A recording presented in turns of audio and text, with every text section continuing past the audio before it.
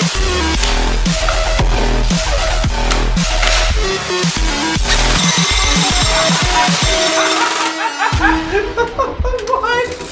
Guys, what's up? It's your boy Chuckles here, back at it again. We got another review. This time we're taking a look at an oldie but a goodie.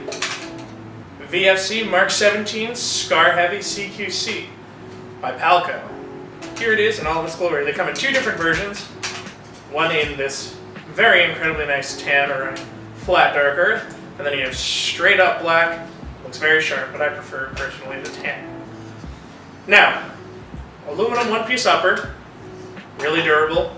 The rail on the top is metal. All the rails are metal. It's monolithic, so uninterrupted, and has marks on it for numbers, so you can remember where you put whatever your optic is. The lower is a nylon fiber reinforced polymer lower, which really significantly cuts down on weight. Just you can tell it's a little top heavy, but it keeps it at a nice enough weight that you won't be stressed out carrying this thing around all day. Barrel is metal. The entire outer barrel is metal. The threads on the flash hider are 14mm counterclockwise or negative, whatever fancy way you kind of want to say that. It'll use most standard airsoft suppressors that you can kind of get. Now, one of the things that we like to cover here is battery space. What you got to do, stock, there's a pin right in front of the rubberized, very aggressively shredded butt piece, but you just pull it out, pull that off, and then, oh my gosh, do you guys like wiring? Because, holy crap, what do you do with all of this? Obviously you can tell that there's a fuse in here, there's no MOSFET or anything, but like, it's a lot of fuse. You see that? Even when you extend the stock all the way, you still have so much. But, if you're lucky enough, you can fit maybe a brick type 9.6 or an 8.4. You'd barely be able to fit it. You'd have to extend the stock all the way to fit an 11.1 LiPo, like a stick type. The same thing with a 7.4, which is what they recommend is a 9.6 or a 7.4 for trigger response and less wear and tear on the gun. Standard small Tamiya. When you put this in, be careful tucking away all of the wiring, because if you don't, you'll bust it. I know several people who have broken the wires to their fuse just because they cram it in and then they move it freely. So just as you would with a standard M4, wherever you have it positioned, make sure when you first try out to make sure if it works, move it very slowly to make sure you have some wiggle room. If not, you're going to have a bad time. You'll have to do the wiring, get it soldered 30 million times, and then you're out $50 because you just got to solder, unless you were good at soldering yourself. Another neat feature that the butt pad has is that it says up, so you know which side will be up, because if you put it on the wrong way, it won't line up with the pins, so it says up, up goes up. Would you look at that? Works out perfect.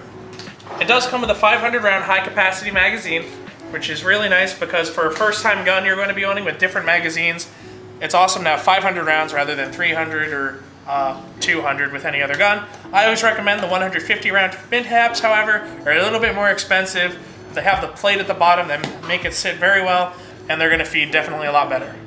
Alright guys, now we've done enough talking. Let's take this thing over to the shooting range, see what kind of results we can get.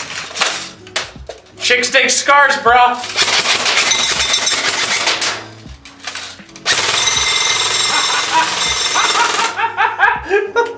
What? Nice. So, taking this thing on over to the Chrono booth. We saw about 325 to 330 FPS, which is perfect for indoors. It's a CQC model, so of course it's going to be perfect for shooting, getting up close. Stock fulls to the side help you with that, getting it in, transportation, or just CQB in general, which is very nice. I very much like, yes. You got about 25 rounds a second on fully automatic, which felt really good. It was really consistent and just felt like it was shredding kids. So I very much enjoyed that. Alright, final thoughts. Absolutely fantastic platform, perfect for indoors CQB. Gave you a bunch of reasons, the stock, the magazines, a decent capacity, fulls to the side. Really offers you a lot of options. You have a different look if you want to go for an assault rifle, a battle rifle kind of thing, but you don't want an SR-25 or an M14, you have the SCAR-H, look like you're a SEAL or a Ranger or super legit operator, Tier 1, you're on. Alright guys, there you have it. This is our review of the VFC SCAR-H. Thank you guys so much for watching.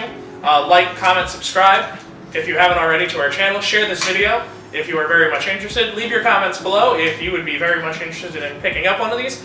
At this point in time, we currently have a sale going on for the month of July, so we can't say what it is, but definitely come down, check it out for yourself. Like us on Facebook, follow us on Instagram, keep up to date on our website. We have our events coming up, so make sure you stay tuned for all of the good things that are coming your way. This has been Chuckles, and we'll see you guys.